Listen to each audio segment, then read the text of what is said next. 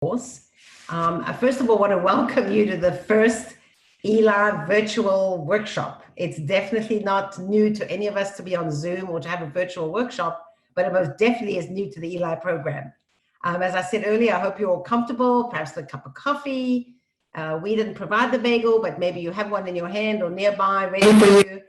We want you to feel like you're in our offices. We want you to have the feeling of community as you gather together today, and we hope that that will help. But for today, I encourage you to sit back, relax. I hope the next 90 minutes will be time well spent. We have a very full program. I hope it will be encouraging and motivating. And in order to set the tone this morning, I've asked our own Ruvain Green to share a brief Dvar Torah with us. Ruvain? Okay, can everybody hear me? Yes. Well, I feel a little bit of a loss. I see we have Rabbanim here with us today. I would have preferred to defer to them, but being that Charlene asked me to prepare a short Dvar Torah, it's hard to say no to Charlene because she does so much for us. So we're at an auspicious occasion right now. We're holding between the holidays of Lag BaOmer and Shavuos. We just had Lag BaOmer a couple of days ago. And both of these holidays do have a connection to our work here at ELI. By the way, if I use any terms that somebody doesn't understand, please feel free to interrupt me and ask. So Lag BaOmer celebrates two different events. One is the Yortzeit of Rabban Shimon bar Yochai, who was one of the greatest of our Torah sages. Many say that he was the author of the Zohar, a very, very special sage who passed away. And when he passed away, he asked that people not grieve for his passing, but rather that they should celebrate his life. And of course, this has a connection to us here at ELI because we are also celebrating the lives of our legacy donors and their life accomplishments in tzedakah by including them within our legacy planning. So the second event that occurred on Lag BaOmer was the passing away of, actually on the stopping of the plague in which 24,000 students of Rabbi Akiva had passed away. We're used to plagues these days. We're in the middle of one.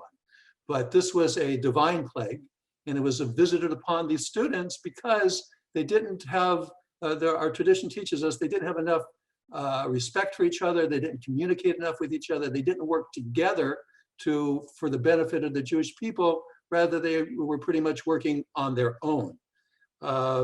So that's a little bit of a lesson to us to teach us that there's so much that we can learn from each other, so much that we can share with each other, and so much that we can benefit as a result of that. Now, the next holiday coming up is Shavuos in a couple of weeks. And there are lessons to be learned from Shavuos as well. In shuls, which is going to be a problem this year, but each year in shul, when Shavuos occurs, there's a Torah reading. And the Torah reading begins as follows. It says, in the third month after the exodus of the children of Israel from the land of Egypt, on this day, they came to the wilderness of Sinai. And Rashi asks a question. He says, why does it say this day? It should say that day because it's something which was speaking about the past. And he brings the answer from the oral Torah to explain to us that we have to view the Torah as if it was given today. We have to see that it's as relevant for our generation as it was for the generations 3,300 years ago that stood at the foot of Mount Sinai. So, and it's relevant to our work at ELI as well. And where do we see the relevance in Shavuos? The next verse after that verse continues and says, they traveled from Rephidim, came to the wilderness of Sinai, and encamped in the wilderness. And Israel encamped there before the mountain. And Rashi again asks a question. He says, why does it, in the Hebrew, the encamped word is in the singular. All the other encampments that the Jews had in the 40 years of wandering in the desert, they were all in the plural. So why does it say it in the singular? Because they encamped, it says, as Rashi says, like one person with one heart. They were all had one unified purpose in coming together. So the receiving the Torah is the most momentous event in Jewish history. Throughout the generations, and today we're still called the people of the book because we study the Torah. Many of us have the custom of staying awake the entire night of Shavuos, studying the Torah. We're also called the chosen people because of all the peoples, we merited to be the ones to receive the Torah. And the question is, why us? What made us different? Why did we merit? And the answer is because we did have that encampment as one person with one heart, that we were unified in our goals and what we were trying to achieve. And that's why we merited to receive it. So the relevance to us here at ELI is that by combining our efforts and by working together, that we can accomplish much more than we can by working individually. I called one of our donors a few days ago, and I asked him, I told him that we were partnering with the Jewish Community Foundation in building legacies. And I asked him if he would consider putting us in his will. And he said no. So I probed a little bit to find out what's going on. And he said to me, you know, there's a lot of Jewish charities that I'm interested in, not just the Friendship Circle. So, you know, I'm reluctant to do something like that. And I said, well, this is no problem. You know, if you'll meet with the folks at the Jewish Community Foundation, they'll sit with you and they'll help you to put all the Jewish charities that you want in your will. They can combine it all into one package. And when he heard that, he was already more receptive. And so he's thinking about, he's going to speak with his wife about doing that. So anyway, thank you for allowing me to share these words with you. And may we, just like the United Jewish People at the foot of Mount Sinai, may we share in the fruits of our working together. Thank you. Thank you, Reuven. That's wonderful and very lovely way to begin our program today. So I'm going to get started on a few other pieces now with all of you. Again, thank you for making the time to participate. You know, I always feel like there's nothing scheduled and yet so much for us to do. So when you take the time of your day and you start your day with us, it's really very meaningful to me, it's very meaningful to my colleagues, and it's really meaningful to this program.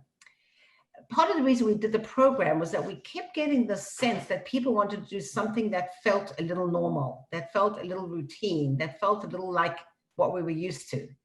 And with the fragility of the current circumstances, I really thought that we have an opportunity maybe for us to overcome some of these feelings. We have to demonstrate strength and resilience and willpower and commitment.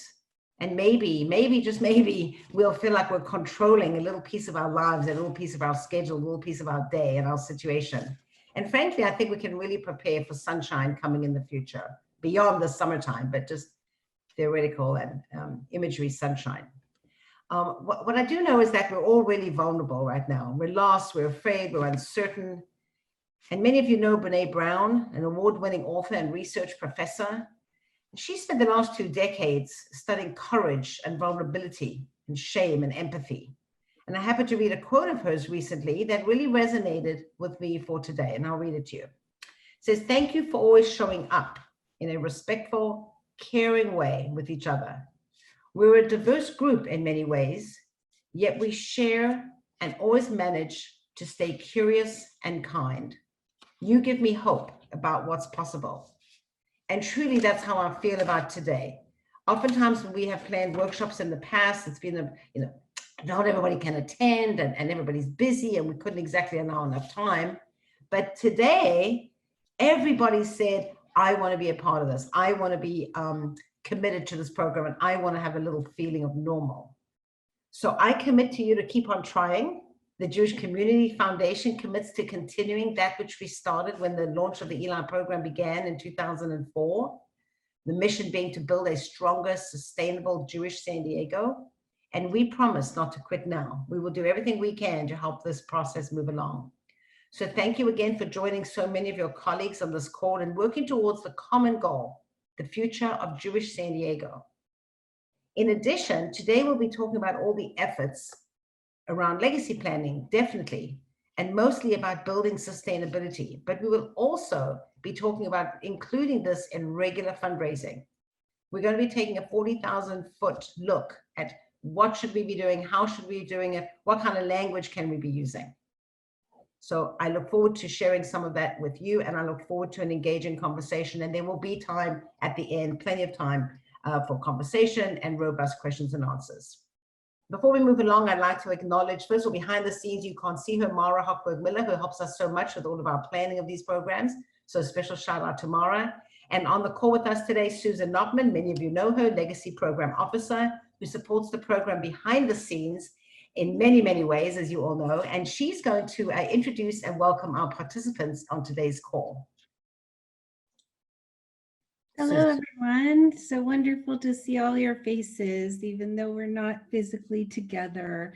I am going to read the names of everyone here so that you can know, with whom we're working today. But overall, we have 20 organizations represented here today, 11 synagogues, 7 agencies, and 2 day schools. And lots of wonderful people. So in alphabetical order by organization, please give a little wave when your name is called. Beth Jacob Congregation, Ran Levin, Leopoldo Kahn, and Hillary Kleinman. Camp Mountain High, Buddy Boy, Teresa Dupuis. Chabad at La Costa, Rabbi Eilfort and Nahama Eilfort. Congregation Adat Yeshurun, Rabbi Daniel Reich. Annette Olson, Todd Salovey, Brian Marcus, Congregation Beth Am, Sabrina Kerbel, and Gilad Hoffman, Congregation Beth Israel, Meg Mandel, and Lori Shearer, Congregation Dor Hadash, Mark Nussbaum and Marlene Bellamy, Friendship Circle, Reuven Green, thank you for the wonderful Dvorah, Reuven, Hillel of San Diego, Lisa Kalal, the Jewish Community Center, Diane Voigt, Jewish Family Service, Patty Fuller, Dana Levin, and Marie Raftery. Jewish Federation of San Diego County, Dr. Robert Rubenstein and Molly Oken. Ner Talmid Synagogue, Rabbi Sammy Said with the cutest baby waving at us. What a great smile. And Jerry Whites. Or Shalom Synagogue, Gillian, Argoff Tressiter, and Lynn Mendelson. San Diego Jewish Academy, Rochelle Jegelinser, Melissa Wells, Bev Pomensky, and Teresa Dupuis. Swall San Diego Hebrew Day School, Joyce Aroves, Marilyn Williams, Aaron Kaplan. Temple Adat Shalom, Steve Bernson, Phil Feinberg, and Hannah Cowan. Temple Emmanuel, Jeff Schindler, and Tiferet Israel Synagogue, Alyssa Messian, Jerry Hermes, Barbara Sue Barnes, Barbara Sperling, and Seth Krosner. Thank you, everyone, for joining us. We also want to give a big shout out to Janet Ashetel, who's on here with us, who is our wonderful board chair of the Jewish Community Foundation. Thanks for being with us, Janet. And of course, also a member of our ELI committee, as is Seth Krosner and also Teresa Dupuis, and she is also a JCF board member. And Oren Green, of course, our wonderful ELI committee chair. So I get to welcome Oren, chair of the Endowment Leadership Committee and former board member for JCF and a certified financial planner. Oren has been involved in the ELI program since its inception, and he understands that this program has weathered the storms of the past 16 years through all sorts of crises and tax changes. Today, Oren will provide a brief summary of recent adjustments to tax rules for you to be aware of as you engage with your members and stakeholders. You do not need to be an expert, but understanding the language and the lingo can be helpful as you listen for triggers when potential donors are sharing their life stories. Oren? Good morning, everyone. Nice to see everybody on our new format. I was actually just chatting yesterday with Charlene about when we went through this in 2008. It's hard to believe that that was a dozen years ago, but we're stronger, we're more sustainable because of a lot of things that we learned. I think in 2008, when we went through the really tough recession, A lot of our nonprofits had policies that made it challenging to actually help our constituents. Some of the endowment funds only allowed profits to be paid out. So it actually, when the markets went down in 2008 and people needed help more than ever, they couldn't make distributions. And we've learned a lot. I think our organizations have learned a lot. We have better reserves. So it's a challenging time, but I feel that we're, as both the JCF and the San Diego community, is a lot better prepared this time. It's almost like we've written a new tax code in the past 2 months. And there's a ton to learn. What we're finding out is nobody knows everything. The government's been passing these bills that are hundreds or thousands of pages. We had questions that I couldn't get answered with a couple CPAs yesterday. We called the IRS. IRS isn't even taking calls. It's not like you're gonna wait on hold for 4 hours. They're just not taking calls, period. So as Susan said, you don't need to be an expert, but there's a lot of things which can benefit your organization and your donors and your communities. So if any of these things you either don't know about or you haven't taken advantage of or you have questions on, feel free to post things in the chat or follow up afterwards, and we're happy to connect you to whichever experts we can. So just to give you a real quick overview of at least the highlights that we feel are most relevant to our nonprofit fundraising. And let me just flip to share my screen.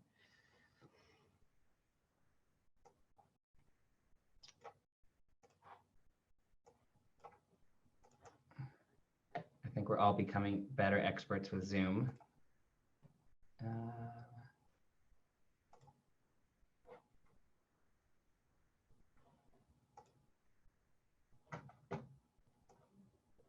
Okay. Charlene, give me a thumbs up. The screen's up. You can see the screen? Okay, perfect. Okay, so the first act that was passed, the Secure Act, was passed in December 2019. It's almost been forgotten since coronavirus came out. At the time, there had some very major changes, primarily to help small businesses save more for retirement. But the parts that were relevant, I think for us, have to do with retirement accounts of individuals and the types of charitable donations that people can make from them. So one thing that we've talked about in the past is once someone turns 70 and a half, they're required to take distributions from their retirement accounts. That's RMD is required minimum distribution. And that was a time when people sometimes were taking money out of retirement accounts that they didn't need to. And it became a good time to have that directed to their charities. So one thing that got changed, given that people were either working or living longer, is that requirement to make that distribution moved from 70 and a half to 72. And however, there was this rule that was passed a few years ago called Qualified Charitable Distributions, QCDs, which allowed people to take up to $100,000 from their retirement accounts and give them directly to charity, and it avoids their tax return completely. And so even though this required distribution age was moved to 72 for most people, they still kept this qualified charitable distribution rule allowed at 70 and a half. So again, something that would be coordinated with the client's CPA or financial advisor. But again, if you see these terms, realize that that's still available. The other thing that we think's pretty significant in this is it used to be when you inherited an IRA, you could take out that money over the rest of your lifetime in pretty small distributions. So it wasn't necessarily a big tax impact for beneficiaries. That's been eliminated. And so new inherited IRAs, except for spouses, now have to be distributed over 10 years rather than over lifetime. And that, especially for somebody who doesn't need those funds, causes a lot of maybe unnecessary taxes, and that may present a planning opportunity. Some of the other items we will skip for the moment because they're not so related to nonprofits and charitable giving. The next large act that was passed just recently was the CARES Act, Coronavirus Aid, Relief, and Economic Security Act, which I'm sure everybody's seen a lot of in the news. It's, and for anybody that did one of the JCF recent community presentations, we covered this in more detail, but today I'll focus specifically again on the charitable parts of it. But this was a $2.2 trillion act, so more than 3 times the stimulus that was done back in 2008. A lot of money went to hospitals and the CDC and school meals. The $1,200 checks that people were received came out of the individual bucket. A lot of money to small businesses. And just incidentally, most of our nonprofits count as small businesses. And I'm assuming that all of our organizations have taken advantage for anyone who needed this payroll protection plan, the PPP. If anybody hasn't, despite the fact in the news that they've been talking about that they're running out of money, there is still funds. And that's something you should really reach out to Charlene if you've not heard about it, or if you're not sure if it applies. But we found a lot of smaller nonprofits and actually self-employed business owners haven't realized that they are eligible for this. And we have tons of resources to help with it. So if anybody hasn't yet, please reach out on that. It's important money that's available to help our organizations. So in general, the act provided money to help people. It provided unemployment benefits. It helped allow people to defer mortgage payments without penalty, or even student loans. But the main ones, again, that apply to us today are those required minimum distributions that we just talked about on the previous act that moved from 70.5 to 72. This year, you can skip them completely. No RMD required in 2020. So the idea is, again, if somebody doesn't need the money, it allows them to not take it out and not pay unnecessary taxes.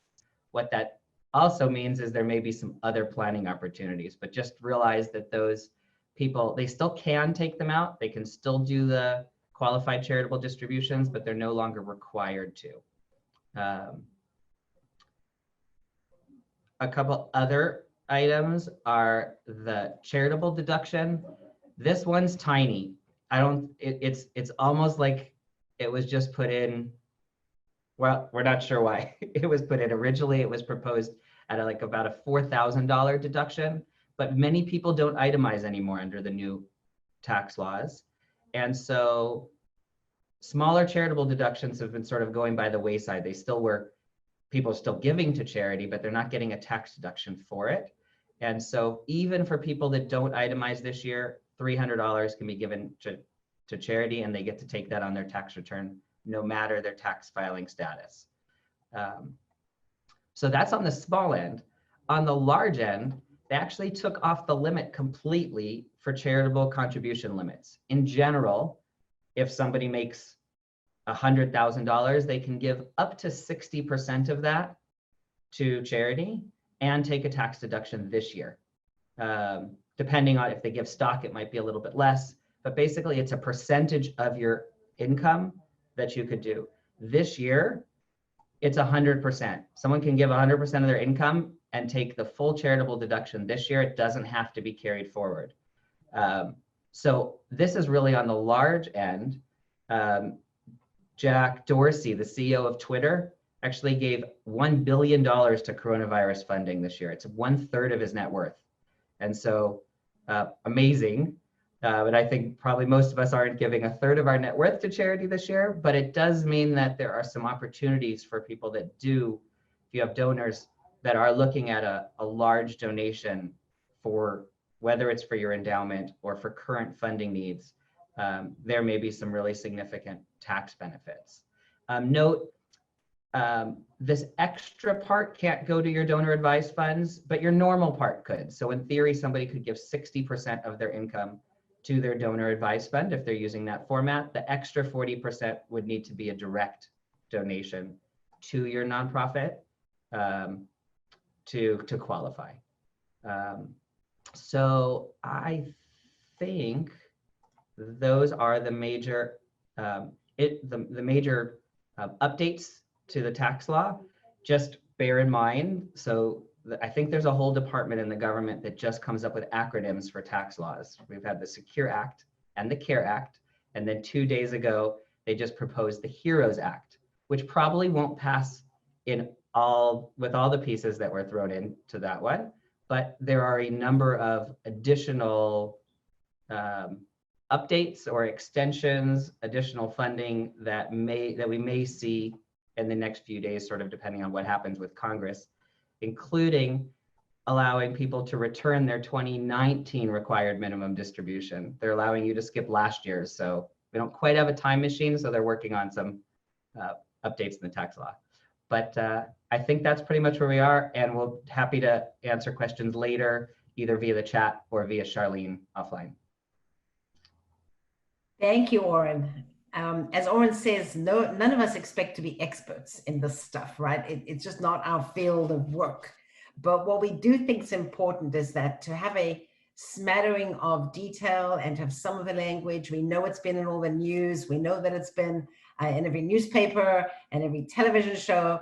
But again, if you have any donors that seem to be interested in those opportunities and perhaps even say to you, how can I do this? What can I do?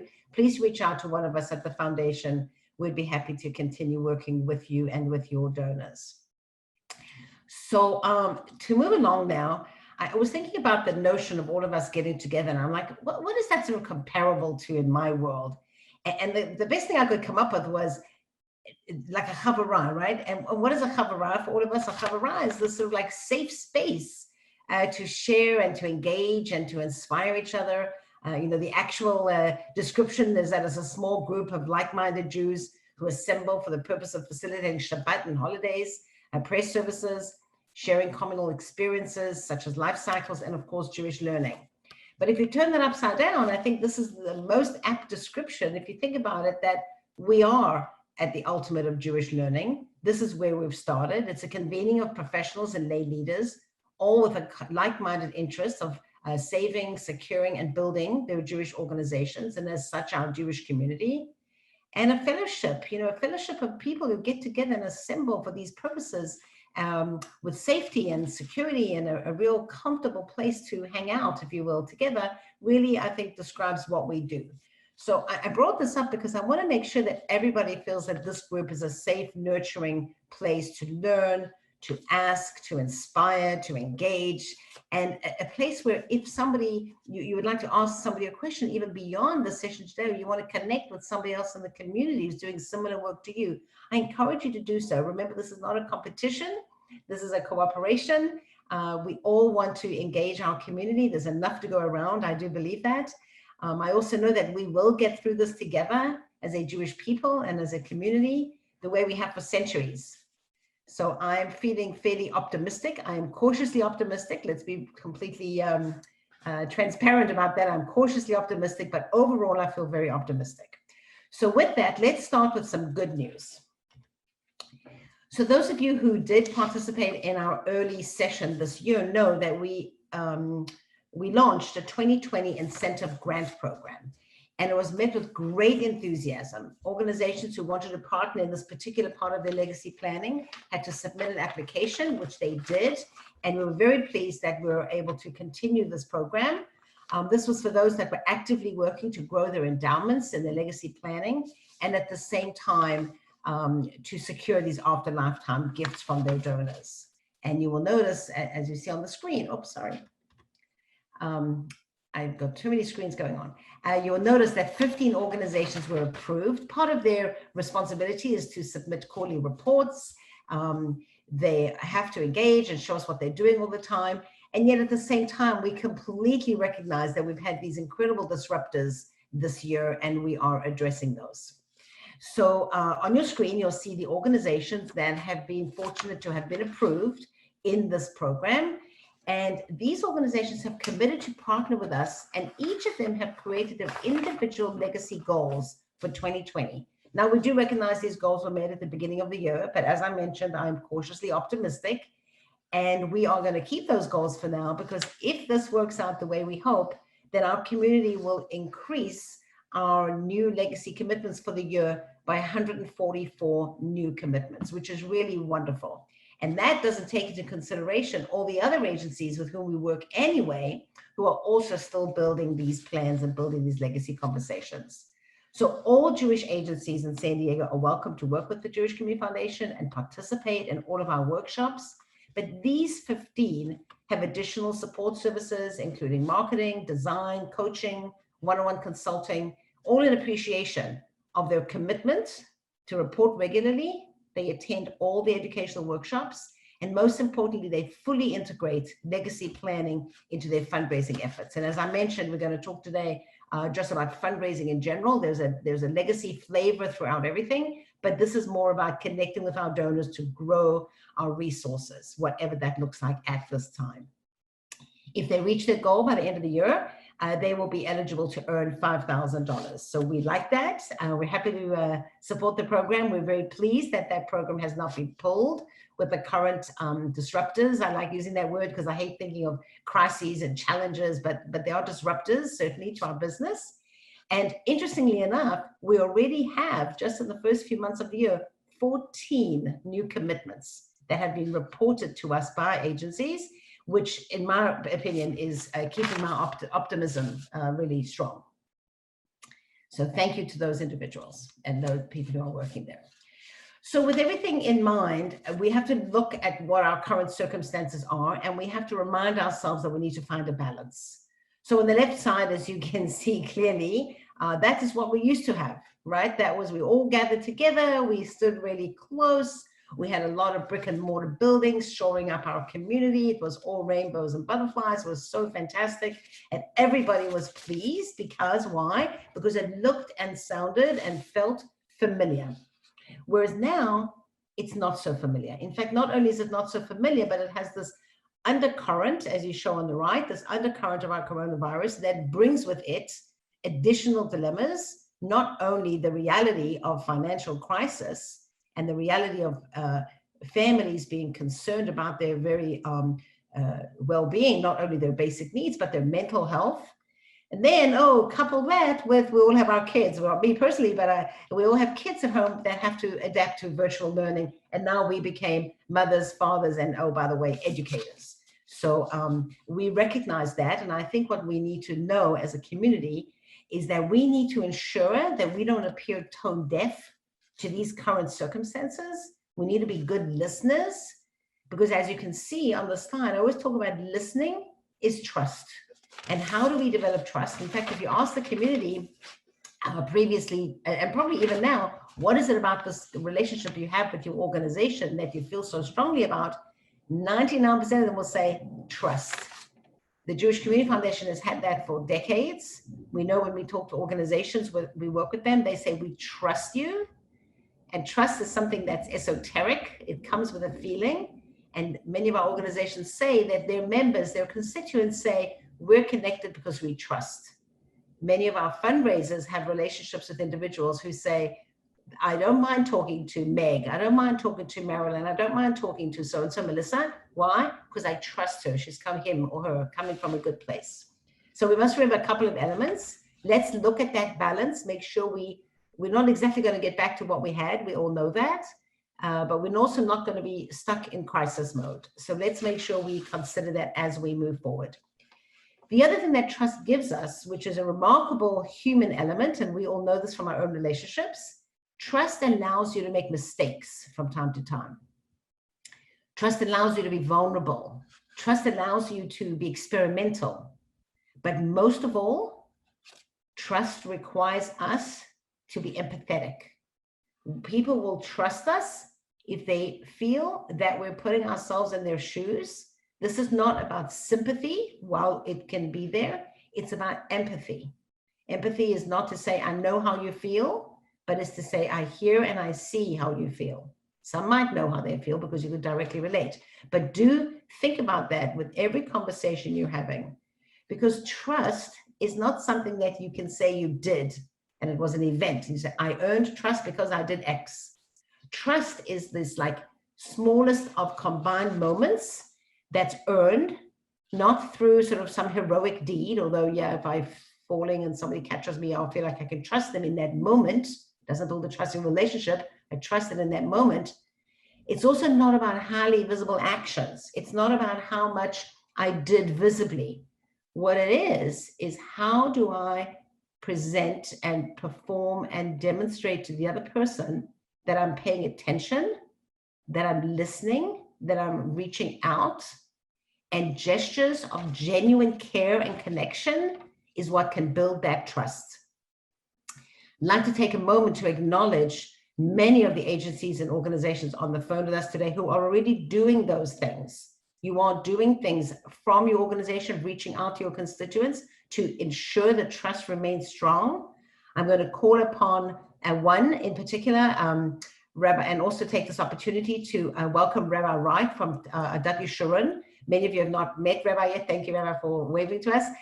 You have not met Rabbi yet, but I'm going to unshare my screen so you can have the opportunity to hear from him too about some of the things happening at Dutch Sharon right now that I think is just an example of what you're all doing. So if I could take a moment to ask Rabbi Reich to share some of the work that's happening at Dutch Sharon that I think is building community and building trust. Rabbi Reich.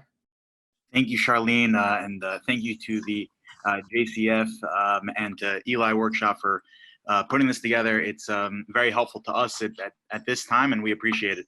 I just want to share for just a minute or two some of the things that we are doing in particular, may be helpful to your organizations as well.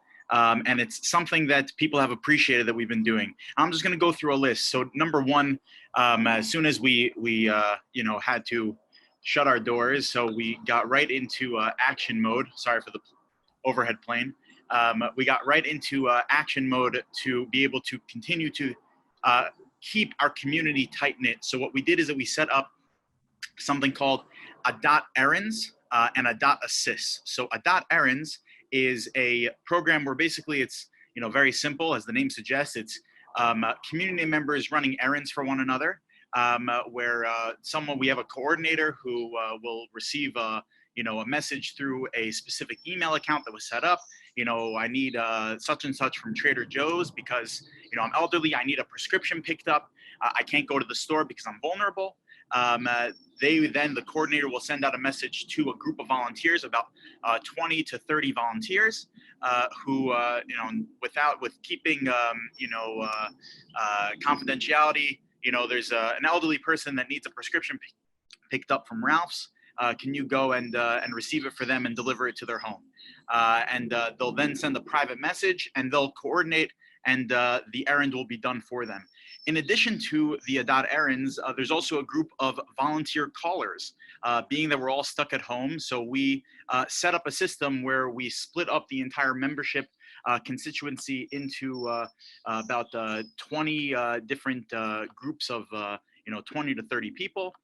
We have about 20 callers, and everyone just ends up calling one another to keep that level of connection, in addition to what the rabbis are doing to keep everyone connected. Through classes and Zooms and our individual calls and emails. In addition to that, we as a community, the members of the community, are making sure to stay connected to one another.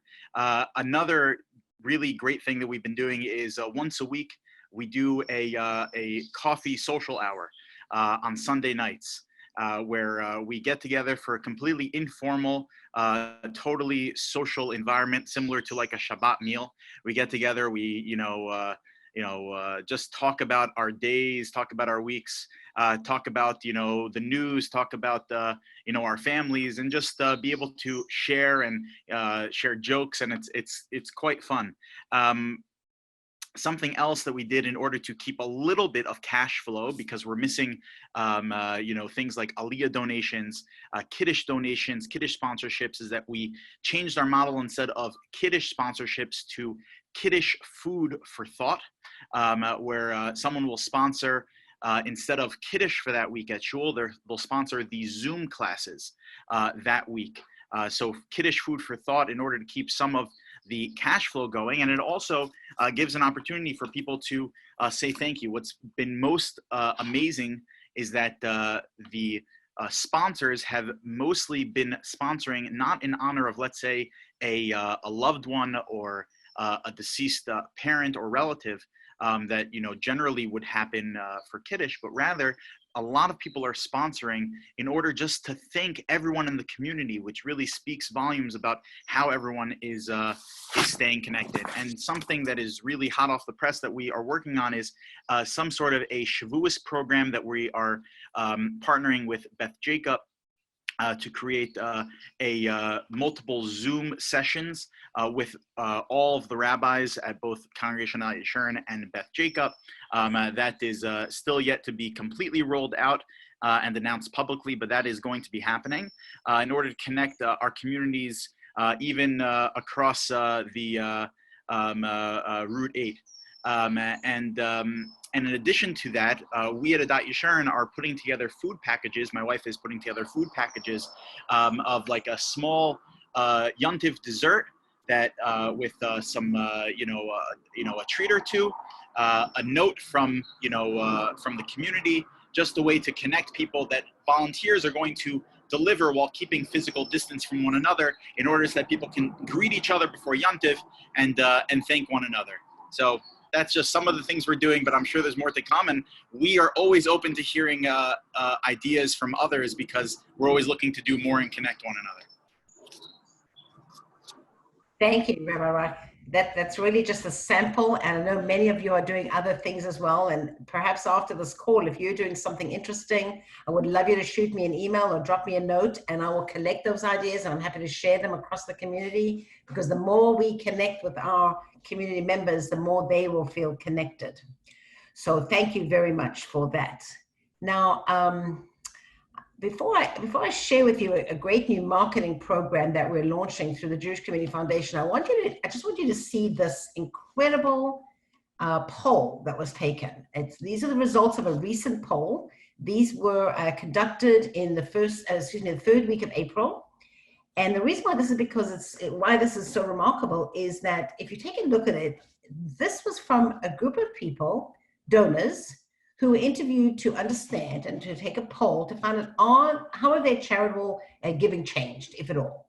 53% plan to continue giving, but will do so more carefully. Now, what does more carefully mean? More carefully might be, well, I want to know that you're doing everything right, because if I'm going to support you, I want to make sure you're here for the future. I might be careful about that. I might be careful about how much. My resources are less than usual. I don't feel that I have such an opportunity right now to make a larger gift. So perhaps it will be a little less. It'll be more careful. It'll be strategic. I want to make sure I'm getting the greatest impact. So people are being thoughtful in a deeper way than they ever were before. But 53% of them plan to continue giving. That's a remarkable number. 20% said they won't be giving to charity until the economy improves. That is not an unusual number. In fact, frankly, I thought it was quite low. But if we have national unemployment rates over 15% edging to 20, it's not a surprise that 20% of the community are unable or unwilling to currently participate in charitable giving. But that didn't say that they're never going to do it. They just want to weather this storm and this hurdle, and then they will get back into it. What's also really interesting is that 28% said they plan to maintain their giving exactly as it was, despite the pandemic. And of those, interestingly enough, older donors are more likely to make no changes at all. They're likely to remain consistent. Now, this is something I'm going to talk about over a little bit as we proceed, because what we've been trying to do at the Jewish Community Foundation, where we're encouraging people to use their donor advice funds to support the community, we talk about this notion of we're looking for you to support the community in greater ways than you usually have. Because if you already pay your membership, that's great. We want you to still pay your membership, but our needs are more than that. The community needs are greater than the sum of typical averages. So what we're trying to get people to say is, in what way, if so many people say that they already are keeping their regular giving standards, how can we encourage them, connect with them, and build with them to do a little more than that? This is going to become particularly relevant as we get to the end of the summer and early fall. As you know, the Chagim are coming, and we're going to have Yom Kippur Appeal. We're going to have membership dues due at that time. One of the things the foundation's encouraging right now is for people to expedite their membership dues. So if they usually pay it in August or September, sort of very close to the time of Yom Kippur Appeal, we're encouraging them to stagger their contributions and maybe make that membership contribution now so that they can understand the resources more thoroughly by the time the Chagim come around. We also found a remarkable faith-based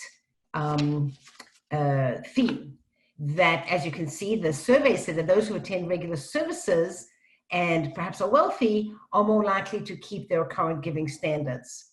I think this is what we have to remember, is that people are not necessarily attending services in the synagogues and the brick and mortar buildings, but because the brick and mortar buildings are not functioning in their traditional way, does not mean they're not engaging in Jewish life in other ways. In fact, my anecdotal understanding in the community is more and more people are actually doing more and more Jewish things, whether it's connecting with Chavarah, whether it's connecting with community activities, whether it's participating in Zoom calls or coffee dates.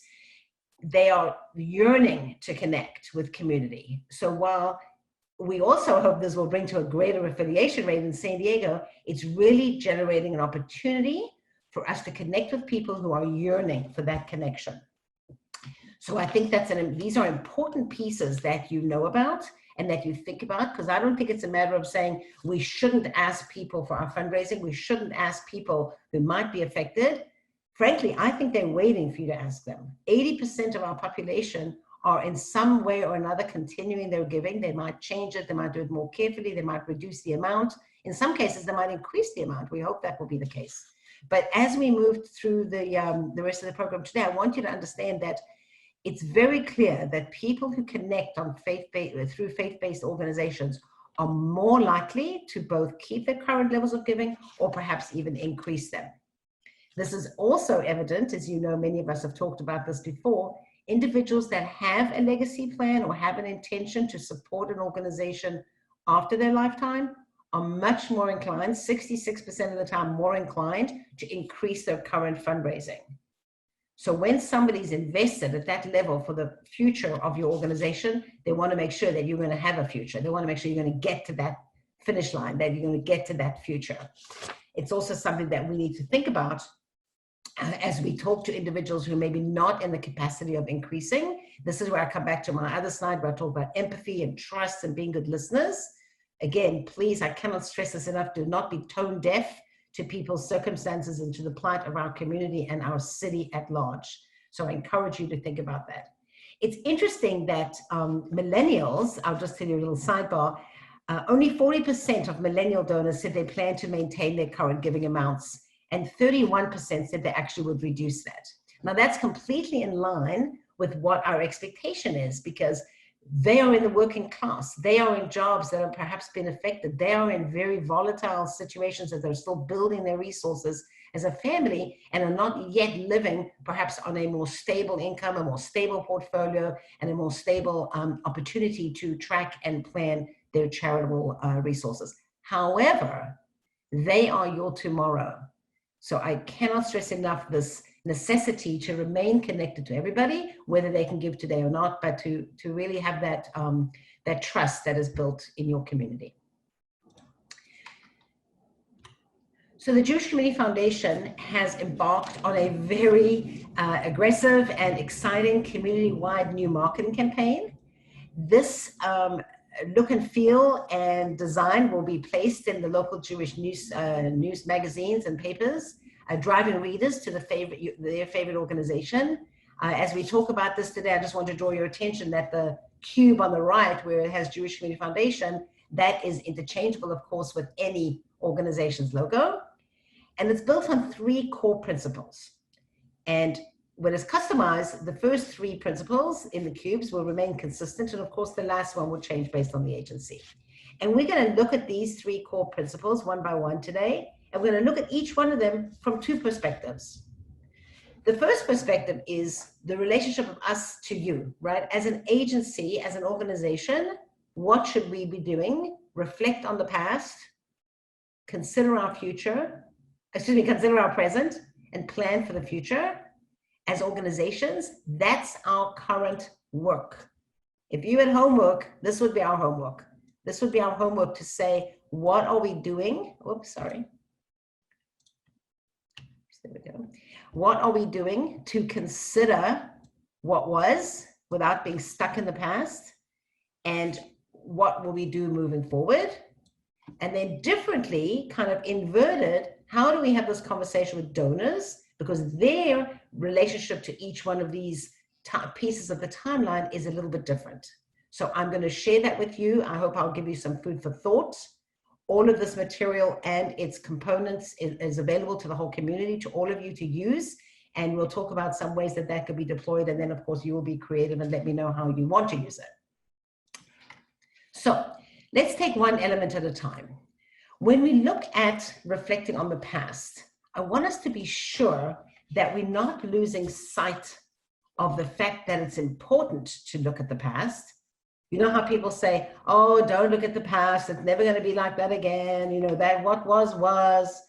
What I say is, as we reflect on the past as organizations, we need to avoid looking in the rearview mirror for answers, but we do need to turn around from time to time to ensure that we're not losing our way, because we do have elements of our past that need to be considered as we move forward.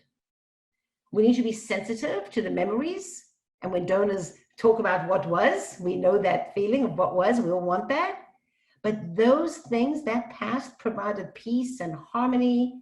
It provided a stability and we could anticipate things, was predictable until these recent disruptors. I think it's also important as organizations to be kind to yourself and don't expect to repeat the past. So you might say, well, you used to have, 100 people at services every week. Well, maybe that's not going to look the same when social distancing and new norms are coming into play. So try not to repeat the past, be kind to yourself, be forgiving. And I say one slogan for myself, I use it as well in my own life. I say, use the past as a guide, not a roadmap. Use the past as a guide, not a roadmap. And how should we look at the past to say, were we prepared for some sort of crisis? Just like we do earthquake preparation or emergency health preparations, first aid in our organizations. How have we provided for first aid for economic and financial stability? As organizations, we should be looking at it from that perspective. We're going to lift the hood and say, what's working? How does it need tuning? What do we need to do?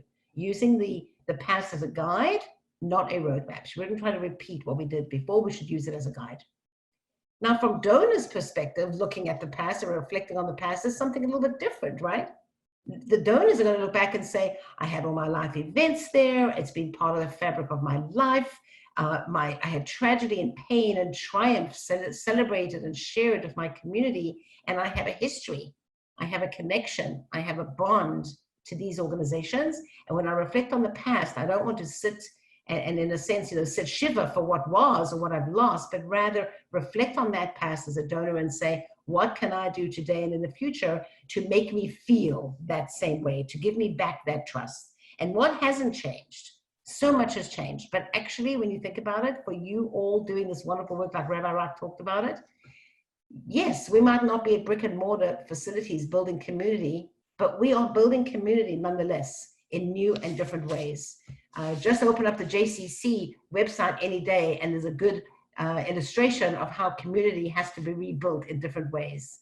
You all know the size of the brick and mortar JCC building, and I know there's some people from JCC on the call. We have to think about that, and members of the JCC have to say, I went to the JCC to build community. How can I now do that in different ways? So you got to look at it from the organization. What are you doing? Reflecting on the past, but not living in the past. And connect to donors so they still feel like the past has value, that the past has some integral part of their life that's become part of the fabric of your organizational structure. Then we move up to the present. Well, yeah, consider the present. Consider the present. We're all spending more time with family. I have this color even just because I think it's like a little fiery time. I think the present gives us opportunities. But I think as organizations, again, looking from both perspectives, As organizations, we need to remain empathetic, very, very important. We also need to be really honest and transparent. I think when people are watching the news, reading the papers, reading things online, the biggest thing I hear every day is, I don't know what to believe. I don't know what to think. I don't know what opinion I should have. Well, we don't want them thinking that about our organizations. We want them to know precisely what's working, what might not be working as well. If there have been some adjustments, they need to know about it. Donors like to support organizations that are well run. Donors like to support organizations that have transparency, that have good financial management. If you're struggling with your financial management, now's the time to hire somebody or ask one of your volunteers who can help you. But now would be a good time to put all that in order.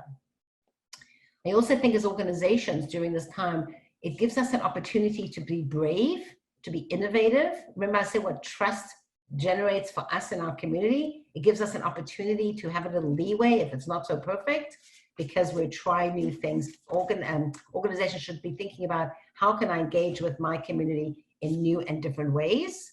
How can I share with my community my actual financial struggles right now?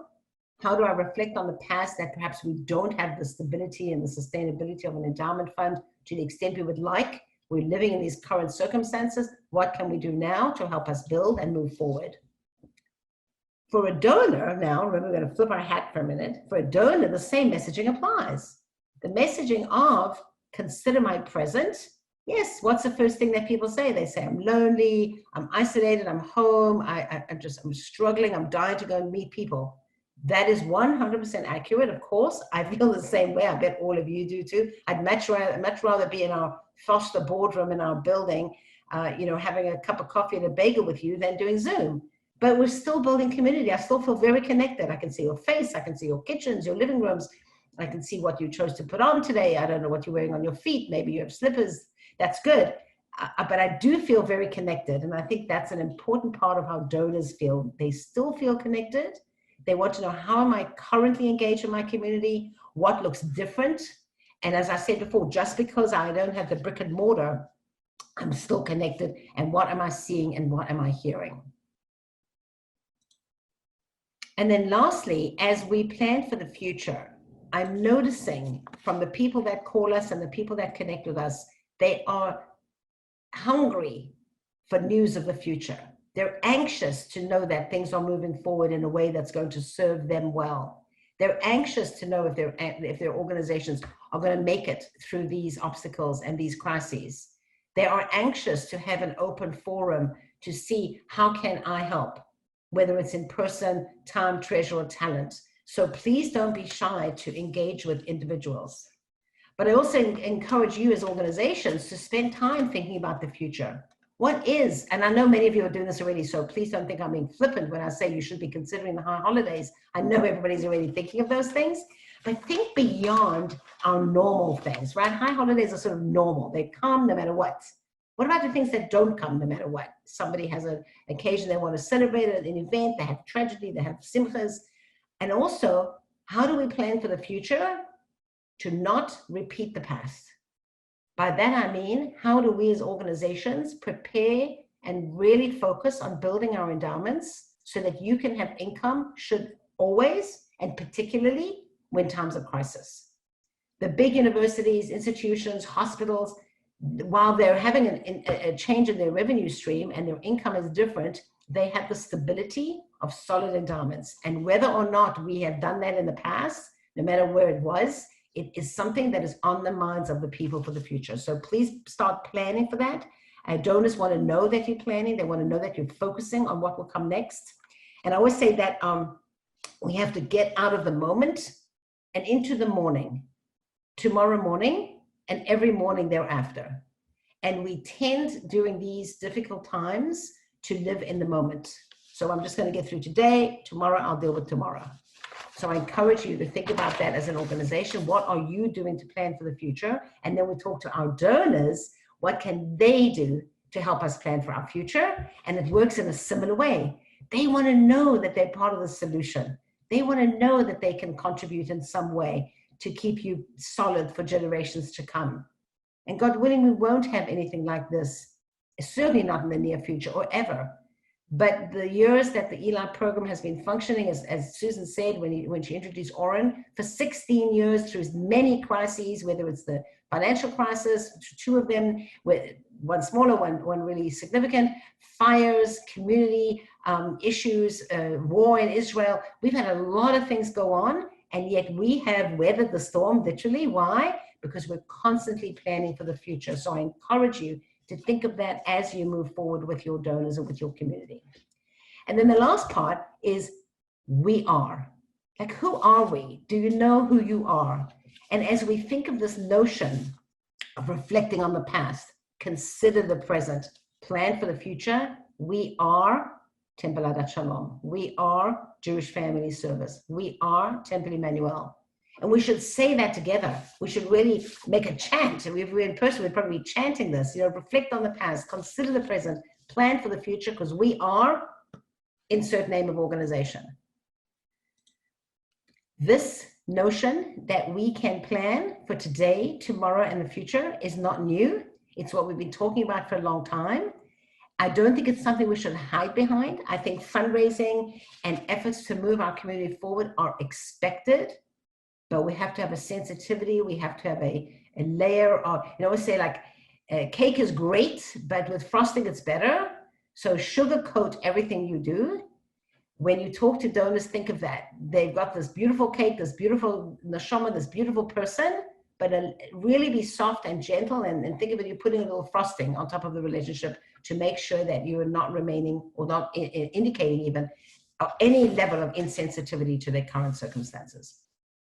So this, the slogan and this theme and these marketing assets, as we call them, are available to the whole community. We will be deploying them in many places, and we make them available all to you as well. You'll just let us know after the program what you need and how we can help you.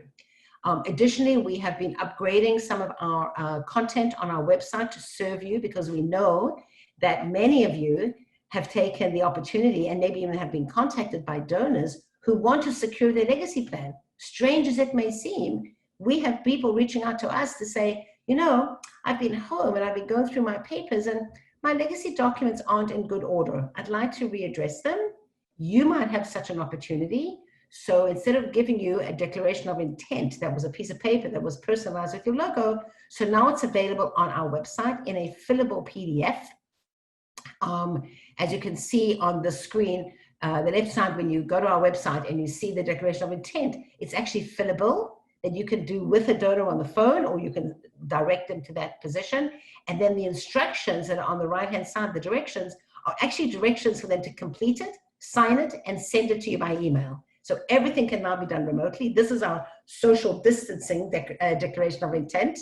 But I still encourage you to realize that the resources are there. And if you want to continue using your traditional methods of emailing a PDF attachment, of course, that's totally fine.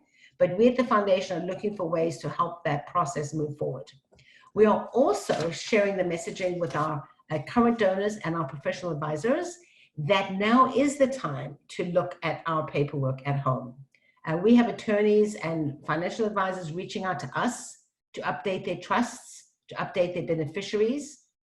We did a session through the Jewish Community Foundation a few weeks ago that Oren was a part of, and actually talked about what are the tips that you could be doing now from a financial standpoint, not financial planning, which Oren and his colleagues are the experts, but sort of like everyday things that we could be doing that will help us feel productive during these times of stay at home. And one of them was pull out all those old documents, take a chance that you have at home right now, which is, our time is always so valuable, and have a conversation with your family. Now families are having meals together. They're playing games together. They're sitting out in the backyard together. Wasn't this a fantastic opportunity for a legacy conversation with your children and your grandchildren maybe? How can you use this opportunity to turn it into something sweet and beautiful? Maybe they want to write a book of life statement at this time, as a family, as a couple, as individuals, to submit to our book of life program. So I encourage you to encourage them to not lose sight that that is part of planning for the future. Like, how would you like us to work with you to refresh your commitments, to move the process along? We want to help you, and we most definitely want to help the community and the donors that you're so carefully working with. So I really encourage you to consider that. And then in closing, because I want to make sure we have tons of time for questions, I just want you to know that we're going to be sending out a survey later today or tomorrow. These are really important to us. They're important because it helps us structure our programs, make sure we're hitting the mark with content. We're always worried that we don't have enough time or that we use too much time. So we think 90 minutes is a good balance, but we know too that there's so much to cover in a short amount of time, as you've seen today. But we do hope for 100% participation. So when you receive that easy, quick electronic survey, we really would appreciate, very, very graciously appreciate if you would complete that. As a reminder, and a couple of people have mentioned this, Jewish Community Foundation is fully functional. We are here to help you. If you have a conversation with a neighbor, with a friend, you're on a Zoom call, you hear something somebody might have mentioned, and you think there might be an opportunity for us to help you secure a legacy plan, an after-life plan gift, or even a current contribution to an endowment, please use our resources and let us help you help them achieve their philanthropic goals moving forward. That is part of planning for the future. And in closing, I'll just tell you that as much as we've been using text messaging and team sessions and social media, I have my special emoji just for you. I want to thank you so much. I think we're all getting better at our emojis and our memes and all our electronic use of emotion. And if I had a banner, if I had a sign, if I could stand on the corner twirling something, it would be a big thank you sign. It would be a big thank you sign because, as I said in the very beginning, as a Chavara, you showed up, you're kind, you're compassionate, you're caring, you're working on your community, and professionals and lay leaders coming together to build this kind of structure, it is absolutely remarkable. So kol hakavod to everything that you've been doing. May we all stay healthy and well. Maybe reflect on the past, consider the present, but always plan for the future. Thank you, and I'm going to open it up to questions. Susan, if you have questions, and then after the questions, I'll just add one more piece of housekeeping. After we've had some questions, which Susan will feed my way, I'm going to unmute everybody, and those people who would like to stay on the call and just chat or connect informally, everybody will have an opportunity to do that. But for now, Susan, if there's anything in particular, please go ahead. Thank you, Charlene. Yes, so we've been receiving a few things on the Zoom group chat, and then also a couple came to me privately. So in case you haven't been monitoring that, you certainly don't have to. One of the questions is about the fillable declaration of intent form and how potential legacy donors can be directed to it. And of course, we will do a follow-up email as we always do, and we'll provide the link to the form for you on our website. A suggestion has been made, and maybe Charlene and or Oren can address this. Maybe we can get a single page of bullets we can share with our current legacy members about this information. And that came in after Oren's presentation about the tax changes. So, Oren, do you have a short list maybe, or a cheat sheet? We can put something together. Thank you. Great. I will also, there's a ton of information on the internet. I mean, I hate to put you out there into that crazy space, but in case you're looking for something quickly or you have something particular, the internet is filled with this stuff. But we'll put something together. But yeah, we can take that and sorry. Great. And it's been asked if this session is being recorded, which Charlene did mention in the beginning, because we have to mention that. Yes, this session has been recorded. Yes, it will be available afterwards. If you missed any part or you want to go back and review parts of it, we also will make the slides available. That was another question, so that you may review the information again. The survey, the survey, Charlene, this is for you, that you talked about as far as the statistics of giving and everything. A participant asked if we are able to share the actual survey with them. Yes, I don't have the full survey. The information I received was a snapshot from the survey, but I can certainly share more detail about that particular survey. Most of the critical points I did put on that slide: who ran the survey. It was done by a particular marketing firm who focus on nonprofit organizations across the country and national organizations. So yeah, I'll give you more details. You know, Susan, if I can just digress for a minute, talking about surveys.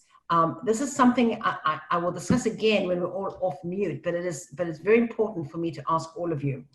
As you know, the Jewish Community Foundation is highly engaged with a Jewish Community Emergency Fund for granting and no interest loans that has been made available. Over 200 generous donors have contributed in excess of $2.2 million. You can go onto our website and you can see the details. There are two elements now that we're dealing with. The one is people are applying, organizations are applying when applicable for use, particularly for emergency basic needs for their clients and their constituents.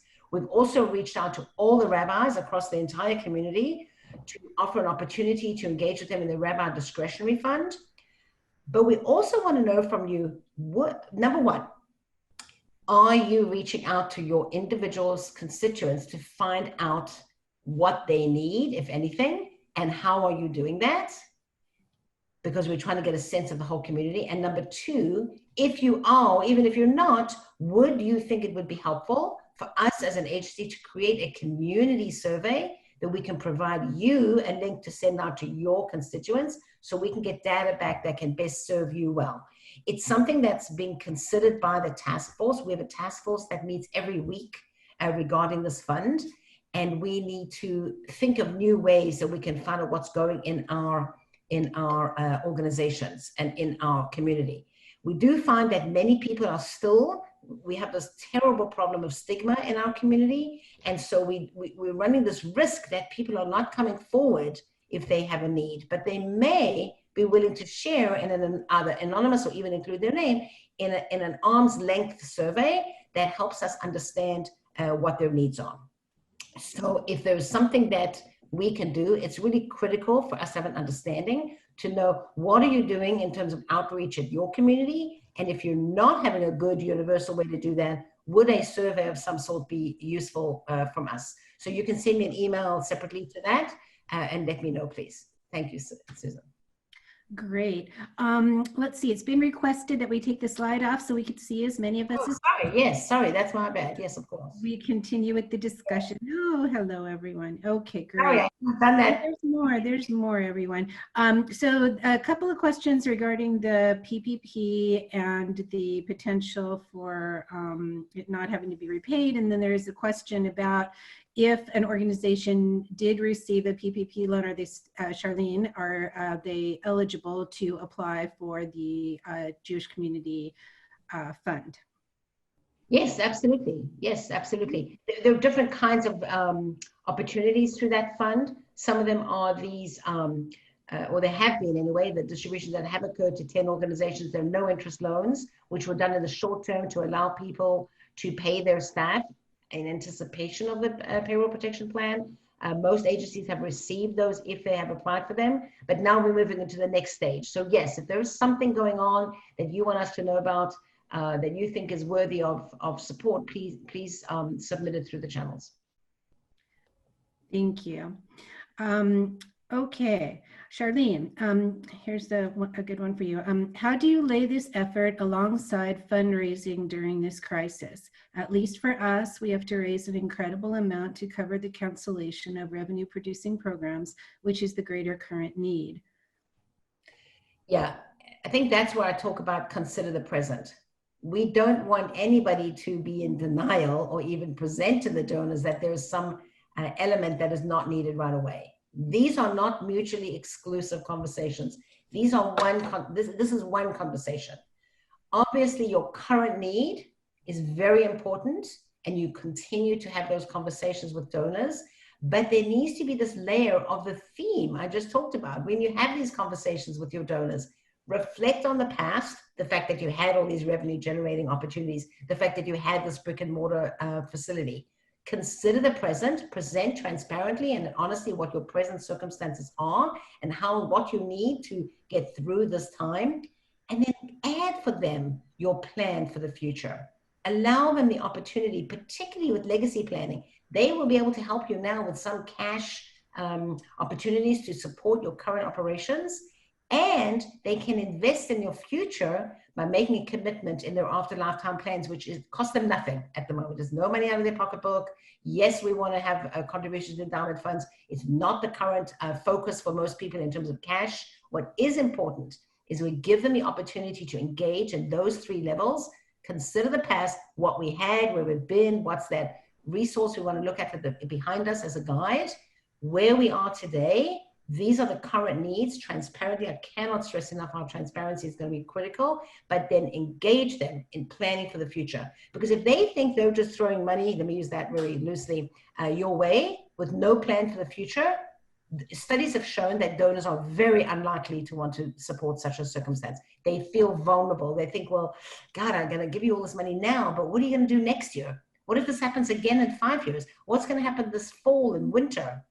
If we're not looking forward, they won't. Thank you.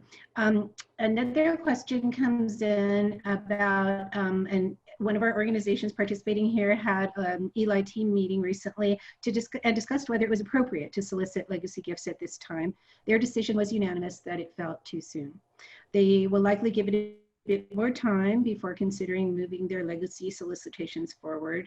And although many organizations are continuing annual fund efforts, legacy conversations are much different.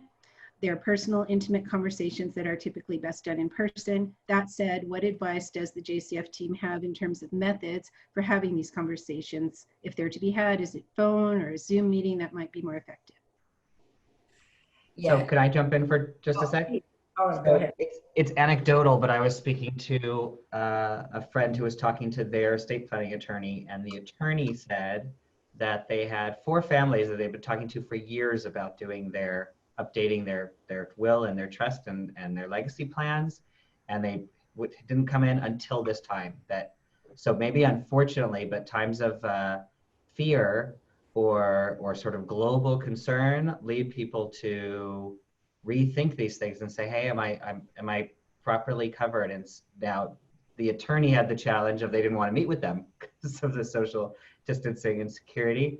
I did see actually in New York, they now allow for notarization over Zoom or WhatsApp video or things like that. I didn't see whether California's passed, but just sort of anecdotally, there are a lot of people that are thinking about these things at this time.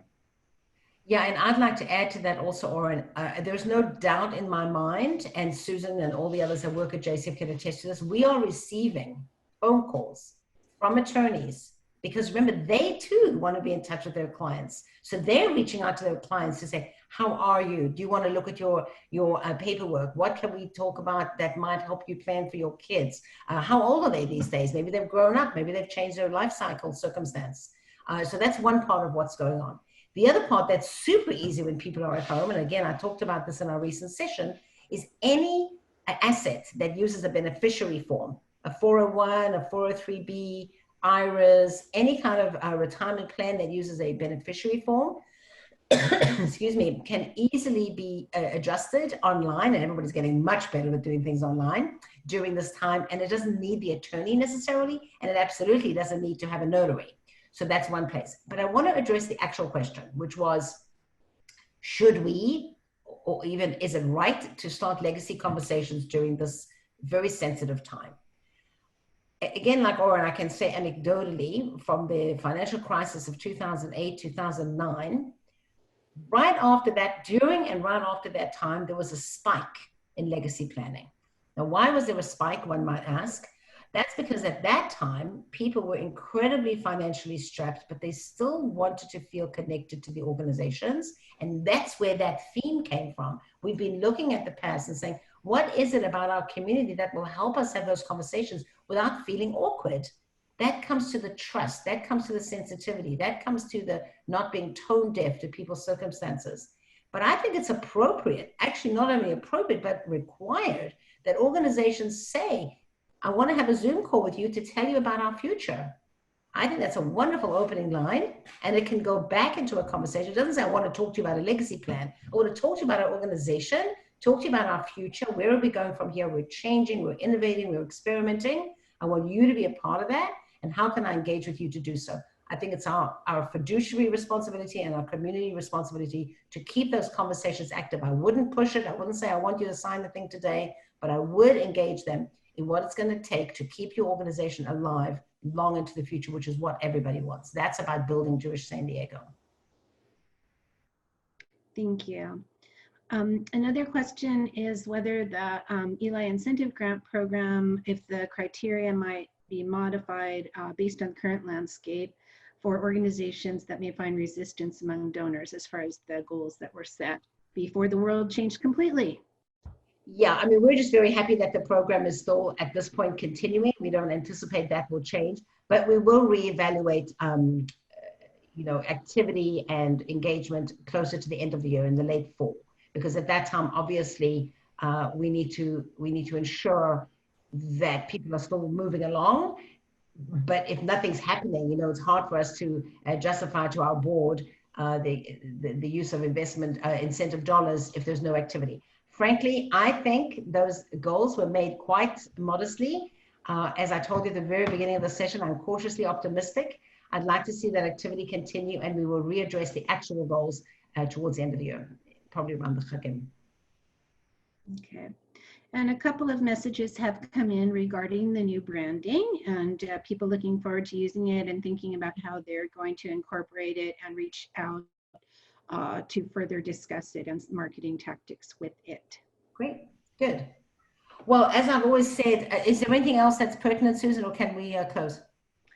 I apologize if I missed anybody's question, but I think we got most, or if not all of them. Okay.